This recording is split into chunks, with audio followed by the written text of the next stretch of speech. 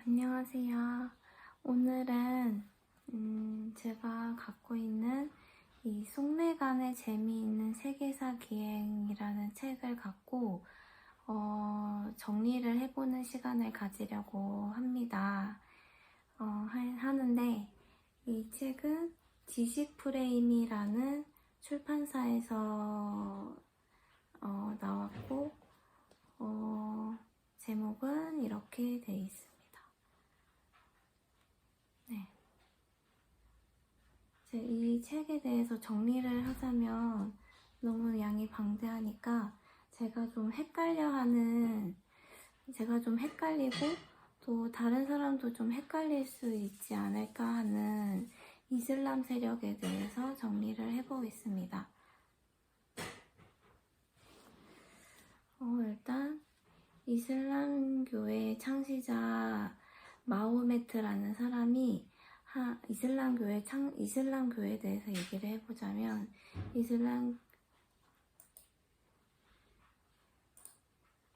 이슬람교의 창시자 마호메트는 하나님을 알라로 부르며 코란 경전을 창시합니다. 이 종교는 사우디아라비아 반도의 메카 지역에서 탄생하게 됩니다. 그리고 이슬람 문화에서는 기초과학, 숫자, 커피, 문학작품에서는 신바트의 모험가 알라딘이 있습니다. 그리고 이 이슬람 문화의 전파는 파키스탄이나 아프가니스탄, 터키, 북인도까지 도달하였는데 이때 이슬람 세력들이 인도의 불상을 부수기까지 하였습니다. 이슬람 세력의 그리고 이슬람 문화에서는 기초과학, 숫자, 커피, 문학작품에서는 신바트의 모험가 알라딘이 있습니다. 그리고 이 이슬람 문화의 전파는 파키스탄이나 아프가니스탄, 터키, 북인도까지 도달하였는데 이때 이슬람 세력들이 인도의 불상을 부수기까지 하였습니다. 이렇게 이슬람 세력의 특징 중 하나인 무역에서는 동양으로까지 무역이 확대되었는데 그 예가 당나라와 신라 경주가 그 예가 됩니다. 그러니까 이렇듯 신라 시대부터 고려 시대, 조선 초기까지 우리 역사 기록에 등장하는 서양인들은 아랍 출신이라고 할 만큼 무역로를 거의 장악했습니다. 하지만 무역을 중심으로 발전하는 이슬람 왕조와는 달리 당시 유럽은 교리를 강조하며 암흑의 시대를 맞게 됩니다. 국제 정세를 잠깐 보자면 서아시아에서는 이렇듯 선진 문물을 중심으로 무역을 기반으로 한 세력 확장을 하고 있었고 유럽에서는 동로마 제국, 즉 비잔틴 제국, 즉 지금의 터키를 중심으로 옛 로마의 자존심을 지키며 세력을 지키고 있었고 서로마 제국에서는 동프랑크 왕국이 신성 로마 제국을 훗날 독일, 오스트리아가 되는 거겠죠. 그리고 서프랑크 왕국이 프랑스로 되고 중프랑크 왕국이 이탈리아로로 되고 북쪽에서는 게르만 민족이 지금의 영국, 러시아, 노르웨이, 덴마크를 이루게 되고 반대편인 아메리카 대륙에서는 마야 문명이 일어나고 있었습니다.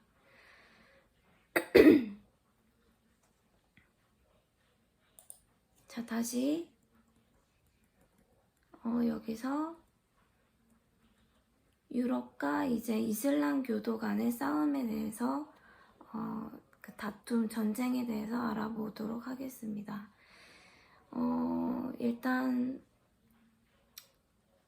이스라엘의 수도 예루살렘을 두고 3대 종교 간의 다툼이 일어나게 되는데 그 유명한 십자군 전쟁이 있습니다. 1차, 2차에 걸쳐서 기술이 우수한 즉 무기가 가볍고 날렵한 이슬람 교도의 승리로 마무리가 되고, 이때 지도자 살라딘이라는 지도자는 피는 사륙을 부른다는 명언을 남기고 승리를 남기게 됩니다. 이러한 전쟁을 통해 즉 십자군 전쟁을 통해 문화가 전파가 되게 되는데, 이슬람의 수학, 과학, 예술, 설탕, 후추, 레몬, 수박 등이 전파가 되게 됩니다. 또 이러한 십자군 전쟁을 통해서 제3자의 돈 부름이 있게 되는데, 그 중에 대표적으로 이탈리아의 베네치아 상인들이 떼돈을 벌게 됩니다. 그리고 또 이러한 십자군 전쟁을 통해서 제3자의 등장, 몽골이 등장과 함께 약진을 하게 되는데, 이러한 몽골의 등장의 가장 큰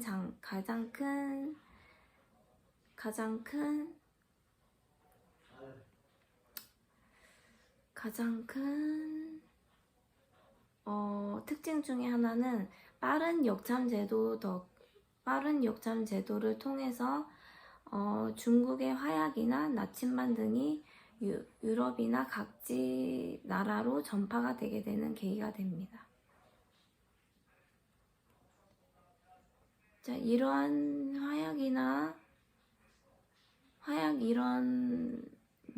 이런 새로운 싸움의 기술이 되는 화약 등이 전파가 되게 되면서, 이제 그 다음은 유럽 내의 싸움으로 넘어가게 됩니다. 대표적으로 100년 전쟁이 있는데, 이 100년 전쟁이 프랑스와 영국 간의 전쟁인데, 이 전쟁의 끝은 프랑스의 승리로 끝나게 되는데, 여성 영웅인 잔다르크가 승리를 주도하게 됩니다. 또 반면 이슬람 세력에서는 몽골의 침략을 받게 돼서 많이 쇠퇴를 한 상태가 되는데, 다시 한번 발돋움을 하고 일어나게 되는데, 오스만이라는 사람이 투르크족을 모아서 비잔틴 제국을 흡수하면서, 지금의 터키의 이스탄불이 되겠죠.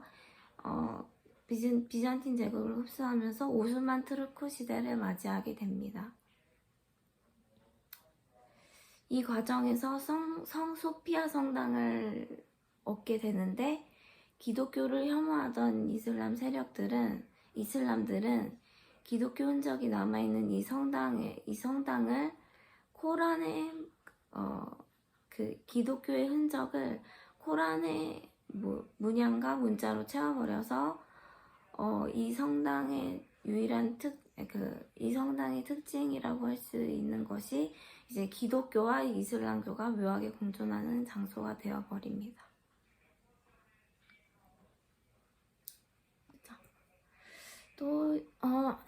또 유럽 내에서의 문화 발전이 있게 되는데, 구텐베르크의 금속 활자 인쇄소를 통한 책의 전파가 되게 되고, 신보다 이제 책의 전파가 되게 되는데, 이를 통해서 신보다 인간이 중심이 되는 사상으로 발전하게 됩니다. 바로 르네상스 시대가 도래된 것인데, 대표적인 예술 이론은 이탈리아 베네치아에서 미켈란젤로와 레오나르도 다빈치가 있습니다.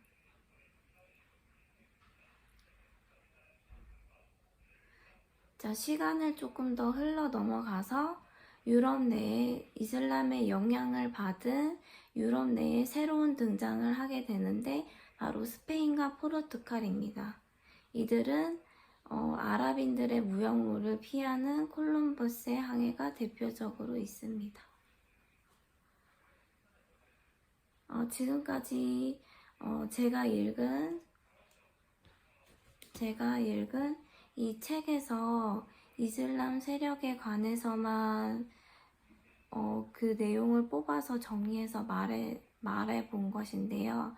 다소 내용이 매끄럽지 않은 점은 흐름을 중시한 게 아니라 딱 제가 헷갈려하는 국가에 관해서만 추려서 제가 요약해서 말한 것이기 때문에